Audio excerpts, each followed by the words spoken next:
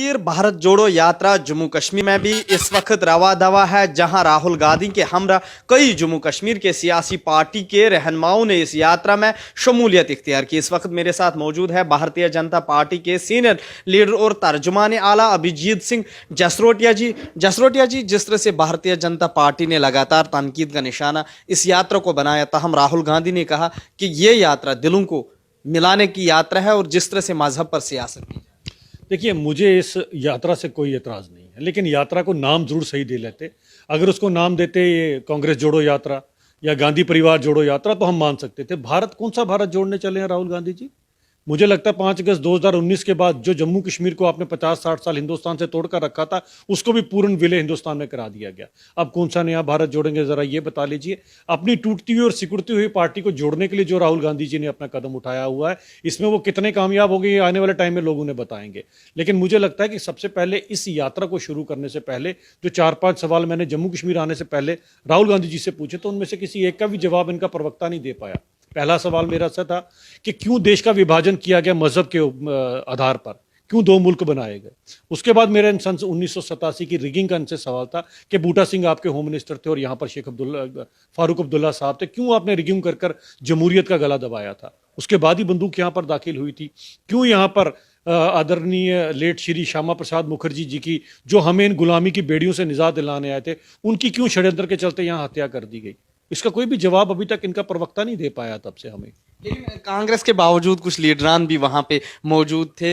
National conference के senior leader doctor Farooq Abdullah ने बस में 90 किलोमीटर का सफर किया और बस में वो इनका वेलकम करने के लिए गए थे वहां पे, और उनका भी कहना था कि ये दिलों को जोड़ना है, हिंदू मुस्लिम के बीच नफरत भारतीय जनता पार्टी।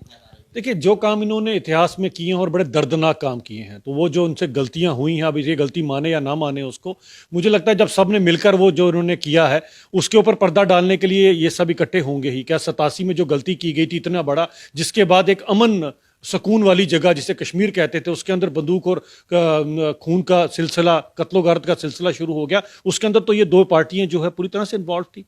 एक सेंटर में as a home minister involve था इनका, कांग्रेस का उस समय, और दूसरा यहाँ पर फारूक साहब खुद थे कुर्सी के ऊपर।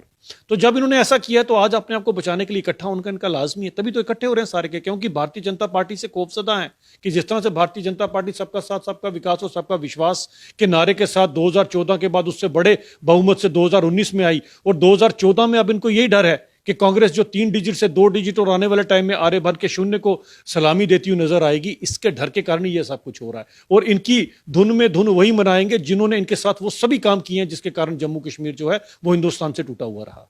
लोग में जुड़ रहे हैं भारत जोड़ो यात्रा में, लेकिन भारतीय जनता पार्टी का लगातार इल्जाम है कि आर्टिकल 370 पर भी स्टैंड रखा जाए इंडियन नेशनल कांग्रेस की तरफ।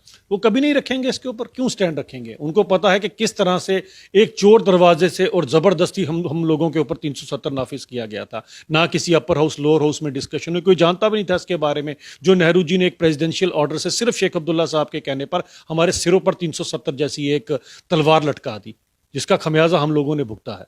तो इसीलिए मुझे लगता नहीं है वो कभी भी 370 के ऊपर अपना स्टैंड क्लियर कर पाएंगे। लेकिन लोग जानते हैं भली भांति कि 370 दफन हो चुका, खत्म हो चुका, और हमको गुलामी की जंजीरों से जो है, उन बेड़ियों से हमें जो है निजात मिल गई है 5 अगस्त 2019 को। जिस तरह से चौधरी लाल सिंह भी अब इसमें शामिल हुए, ताहम कई इंडियन नेशनल कांग्रेस के लीडरान ने उसकी मुखालफत की। थोड़ी बहुत ही इज्जत बची थी जी, बड़े बेआबरू होकर तेरे कूचे से हम निकले, और जो बची कुछ इज्जत थी वो भी चले गई। खैर, सोचना चाहिए इन लोगों को पहले, ऐसा कुछ करने से पहले। और मुझे लगता है कि जिस पार्टी को अपना ही नहीं पता है वो पार्टी क्या करेगी और क्या नहीं करेगी, और अपना परिवार बचाने के लिए, अपनी पार्टी बचाने के लिए और नाम भारत जोड़ो का लेकर कहीं ना कहीं एक इंटरनेशनल प्लेटफॉर्म पे आज देखें तो कांग्रेस जो है वो एक बदनामी कर रही है। मतलब क्या इंटरनेशनल प्लेटफॉर्म पे आप क्या मैसेज के भारत जोड़ा हुआ नहीं है? लोग भी इनसे पूछते हैं, यार बचा खुचा जम्मू कश्मीर था वो भी भारतीय जनता पार्टी ने जोड़ दिया, अब राहुल गांधी कौन सा नया भारत जोड़ने चले? तो हमें समझ सकते हैं ये बौखलाहट है, भले कांग्रेस है, भले एनसी है, या उन चंद लीडरों की जिन्होंने जबरदस्ती अपने पोस्टर टांग दिए, उन सब की भी बौखलाहट है। बहुत बहुत शुक्रिया। ये थे हमारे साथ भारतीय जनता पार्टी के तर्जुमान अभिजीत सिंह जसरोटिया, जिन्होंने कहा कि इंटरनेशनल लेवल पे अब भारत को बदनाम करने की कोशिश की जा रही है। वही उन्होंने कहा कि अब इंडियन नेशनल कांग्रेस के साथ लोग नहीं है, तभी उनका स्टैंड भी आर्टिकल 370 पर अभी वाज़ेह नहीं है। ईटी भारत उर्दू के लिए जम्मू से मैं मोहम्मद अशरफ।